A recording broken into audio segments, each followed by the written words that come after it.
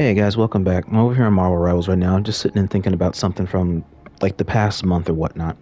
And so it's something I wanted to go ahead and just get off my chest while I was sitting here and thinking about it. And it's a part of the narrative and like how I want to go about continuing to train on a lot of these fighting games and continuing to seek this first place. Like yes, I do have one now, but it I do have one now. It's the very first one in the history of my career that I have, but it's the way that I got it that just doesn't completely feel legitimate, you know? It's legally binding and all that stuff now. So it's in paper, it's done. But it was something that I needed to talk about in order to understand how I need to be feeling. And people can feel free to weigh in on this as you wish, or if you care, if you give a fuck, I don't know, or it doesn't matter. But my thinking feels like it's in a better place since this first title win on Under Night.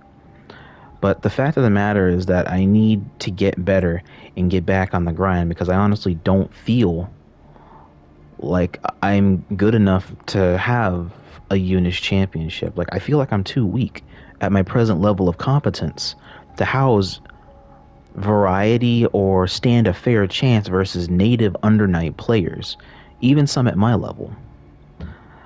I'm thinking this because I just feel like I'm not taken seriously or competently accepting by actual Uni 2 players of the modern day. I shouldn't care, but at the same time, I care about it because I need to actually improve. I have to fight real people that play this fucking game in order to know whether or not I'm doing good or are people just taking it easy on me. I can't establish real growth if people are constantly giving me a break. And this was dating back to Fade Friday of June 13th. I just wish there was like a VOD upload for it so I could analyze it a bit better and just have a lot more plain speaking and reviewing a lot of the run that night.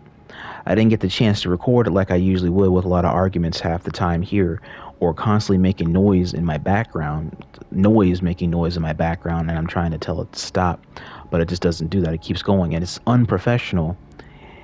I don't like that shit in my content because I have to edit it out or edit around it. And leaving it depreciates standing content without it sounding more ghetto than traditional with a lofty track in the background. I prefer a lofty in my background than people laughing and giggling and talking over top of me when I need you to move the fuck on somewhere but you don't want to do that. And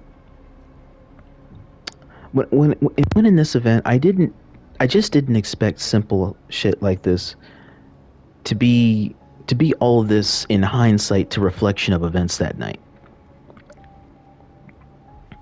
I'll take you back to parts of the VODs and well, not the VOD, but the speech that I gave from Pride FGC, also talking about that. Since the tournament win here and winning Fade Friday happened 4 or 5 days before Pride FGC started. Or I can just talk on it anyways. I mean, you guys will just be there when you be there.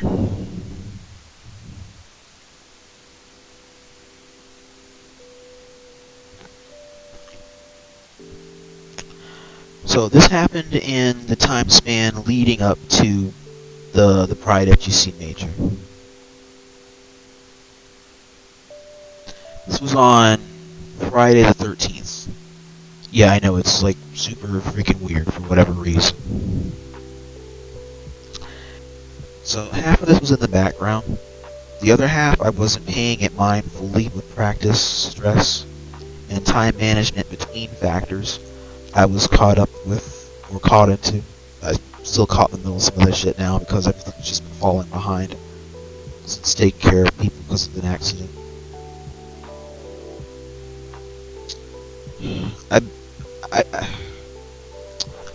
I've been having mixed feelings about it, and I wanted to clear my feelings because uncertainty of achievement or direction is not the tone I want to set as a champion going forward.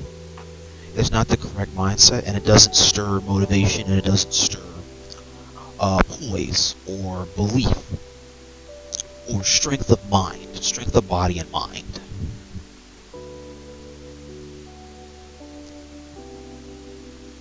Like, why is this an issue?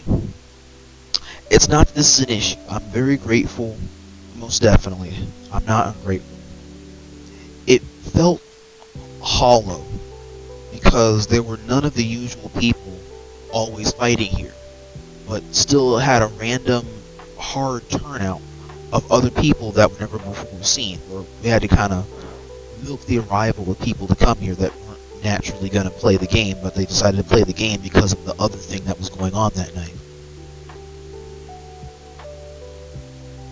The regulars took it for granted, and their indecisive nature almost compromised another event. Additionally, I couldn't test myself to the standard they set playing here and see if I earned this 100%. I can only just do what I can as I am. It wasn't free.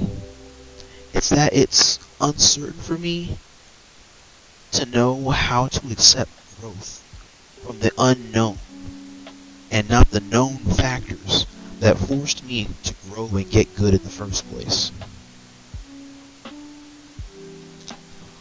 Over that week, Quinn and Naigi and a couple other supporters have been trying to help me with figuring out how to deal with this so I can apply this as a stepping stone to go even higher. Like, over 19 years of competitive gaming across countless platforms, this was to be the most important win in the history of my entire career, because it's the very first one I ever earned. I wanted people to believe me that I was good at a game and not lucky. I was saddened that it was only awarded from others assing around on opportunity and not standing on business like I was. I felt like it was too soon for me to have a championship to my name. But at the same time, the true test of game or mechanic proficiency is to just have it and learn from there, even if it's messy. So I'm going to take Quinn and Naigi's advice and use this as a stepping stone to be the best warrior I can for me, and achieve further to change the script of consistency because I believe I can succeed. I made a dream into reality this day, that Friday, simply by taking action around standing preparation.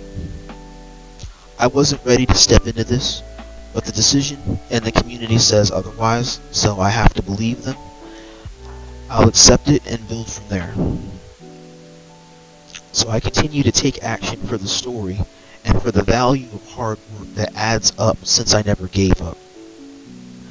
There will be others. There will be other times where I can contest grand finals, or probably get to top 3. Maybe not to this lane, but other games and stories. So the best I can do is use this as a building block towards the greater glory that can befell a person like me, and see if I can get another title to my name.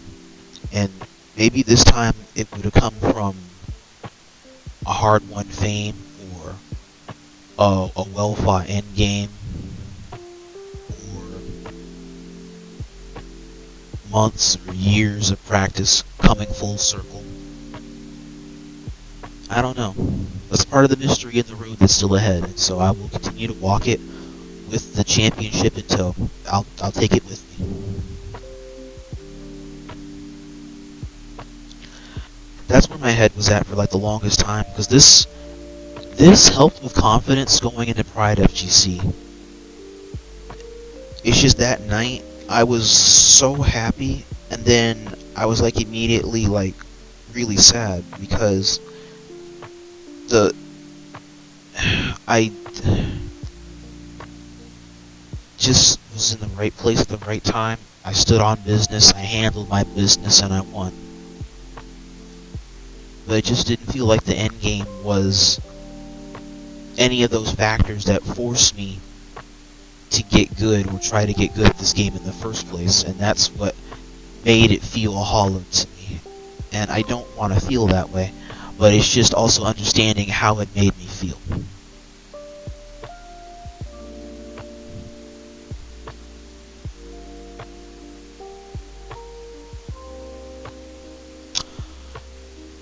Okay, I believe that is everything I had wanted to talk about while I was here.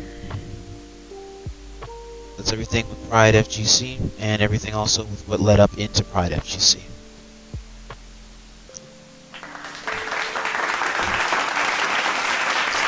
I'm gonna go on ahead and I don't know who's out there, so I'm just gonna go ahead and just take us somebody to raid.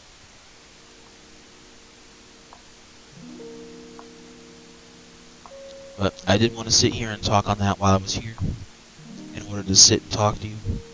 And I wanted this to be something of a tradition that we do yearly. So as long as I'm playing in Pride FGC, this is something that I want to do for the game, in order to make it something like a really strong spectacle.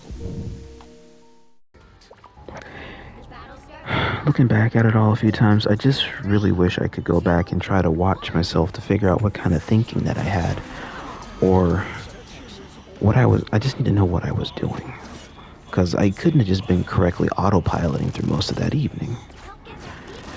I just didn't expect simple ass shit to be all of this complexity in hindsight to the reflection of events. It still feels like a fluke title win, and people sensing that or commonly not caring in the first place to competition are possibly a part of why they don't want to acknowledge, or why they don't want to acknowledge that despite being better players naturally. Because everybody is it's a bunch of stupid hypocrisy.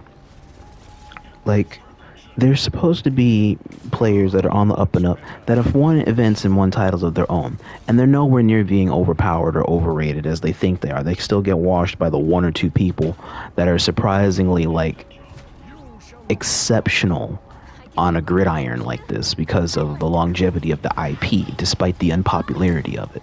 The unpopularity of the title. But it still has longevity. And you would think that people would be excited about it, but they're not. I had my reinforcement from Tax City that night. And I'm grateful that Tax City really took the time to listen to my story and where I was at then. Like the day after I was trying to collect myself from that event going into Pride FGC. Because it was a part of the fuel that led me to believe if I could do this, I could do anything. And then at the same time, when I stopped to realize it, after the fact, I led myself into a false sense of security in order to allow me to concretely not sway or falter to do all the accolades I did in Pride FGC. But I also understood that afterwards, when that high went away, that it just almost felt fake, because I didn't feel like I got that complete satisfaction investing the best to prove to myself that I was capable of the win, or capable of the championship win. But Tax City, I do thank myself for them. That reinforcement from Tax City that is aware is a super positive mentality, or at least those that were aware, it was a super positive mentality that's been helping me to deal with it and be positive to it and to myself. And I thank them for holding me accountable for accepting this. I don't want to discredit myself on having it. I just need to realize the means of how I achieved it.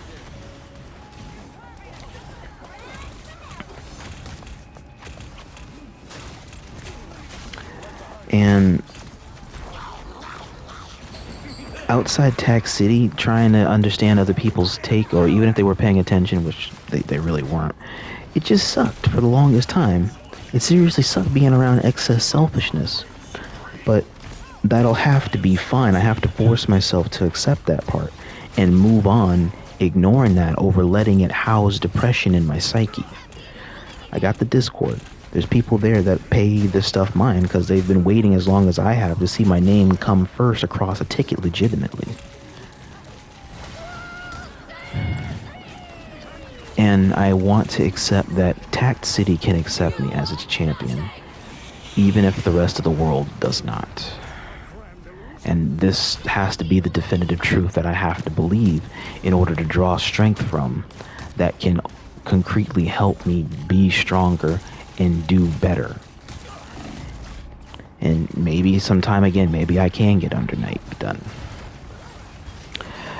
The main thing another thing on why this felt like it was such a side swipe, an emotional side swipe, was because I got first place to a video game that I don't play as competitively as my main game. I don't know enough about Eunice to say, okay, I'm in the running to be a champion level player.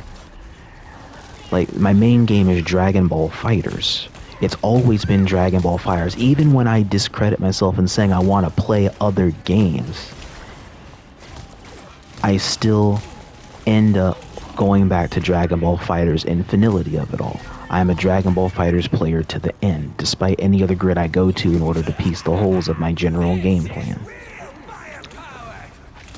And it was surprising that the first time I actually get the championship clutch was from a game that is not Dragon Ball FighterZ. It caught me by surprise, and I'm just wondering, was I holding myself back for so long playing this one game? Or like, how can I spend years and years being in the shadows of my main game because I'm not good enough by the community standards in order to house what it is I feel I can justly claim in my own right, and then in a totally new area that I haven't explored like that, or not consistently because of inconsistent training factors via the people and my own practices, suddenly I'm awarded first place. It's very baffling, and it's very confusing, and it's subtly depressing.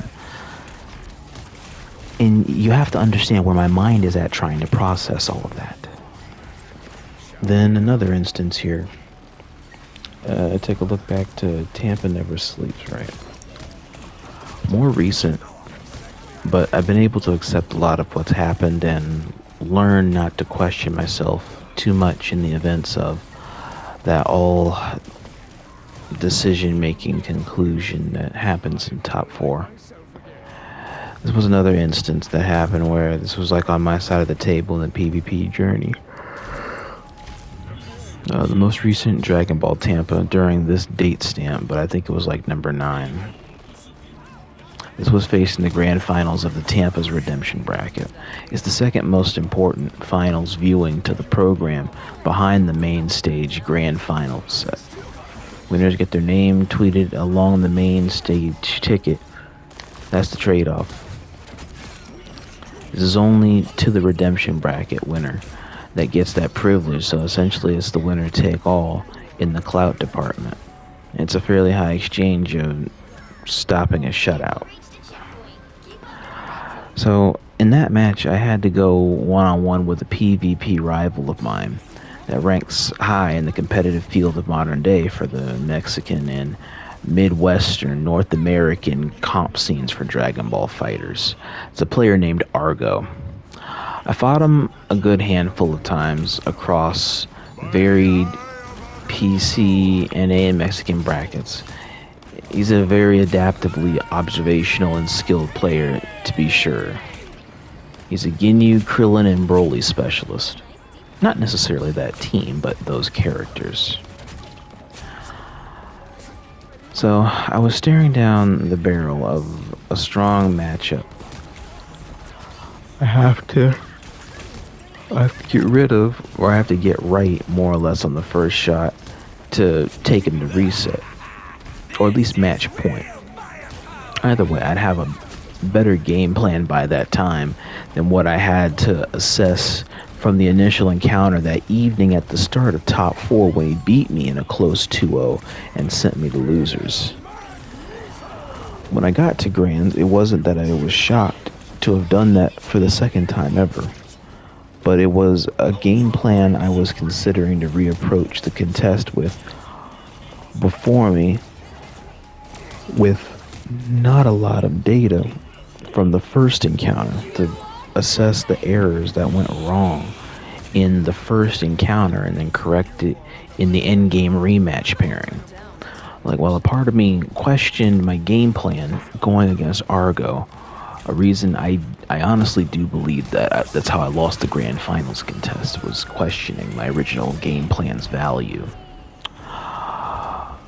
I was able to prove that I can finally reach that level of competence at a high level, close to top level, on my own, and on my own terms, without full on top tier hoarding. I'll still need to do that, and I'll cross that road when I get there. But a lot happened when I reached that milestone. Like, it just clicked that I could actually just be of this potential now to be a winner. Even if temporary, I felt that empowerment and tactical revision and reflective and expressive natures. And I just wonder, like, why couldn't this be common? I should feel like I can do anything, or I should feel like my best a majority of the time, and be restricted to nothing because of people trying to do me favors or look out for themselves, protecting me, or making me try to feel better when I am, when it actually makes me feel lesser than I am. But the Tampa Never Sleeps bracket, and then the Eunice bracket. The contrast between the two was that they should have been switched. The one I won felt like a lead up into a boss fight, whereas the one I got runner up to felt like an endgame final battle boss. In one contest, it's the fact of winning something in my mind that shouldn't have happened in a game I didn't main or plan to main or play seriously to seek that. On the other contest, it's the fact of losing to myself and questioning the initial answer I had right before facing the battle I'd ultimately lose. This being on the main game, my main game, the one I care about winning and losing in these situations, where I sought that end game, I sought that grand finals championship the past 6 years now, and finally getting that opportunity only to, in a way, play myself. The personal value is different between the two by basic sentimental principle. But I say that it should have been switched because if Dragon Ball FighterZ was the main one that I won, then unfortunately, despite however the outcome is, or any superfluous means taxed on to the premise of Rodimus Prime wins the tournament, then I can accept that to some degree, because it would be me winning a tournament for the very first time on my main game that I care for most. And I know there are people out there that either do or don't understand that. But if all this bullshit that came with the Under Night Championship happened on the Dragon Ball game for a Dragon Ball's championship, I wouldn't have a problem with it, because that's ultimately what I sought from the beginning in branching out to all these games, and I would have been fine.